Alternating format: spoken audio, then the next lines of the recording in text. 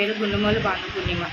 మేమిద్దరం 5 years back love చేసుకొని marriage చేసుకున్నాం. చాలా హ్యాపీగా ఉన్నాం. మా ఇద్దరికి 3 years బాబు కూడా. మరి ఏమైందో తెలీదు. లాస్ట్ 5 months బ్యాక్ మేము ఒక మ్యారేజ్కి అటెండ్ అయ్యాం, మా కజిన్ మ్యారేజ్కి.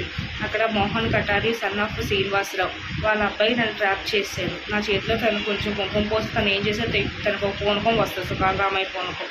మరి ఆ పూనకంలో నన్ను అయితే ఏం చేశాడో తెలియదు, బాగా ట్రాప్ చేసాడు. 15 days బ్యాక్ నన్ను బలవంతంగా తను తీసుకొని వెళ్ళిపోయాడు.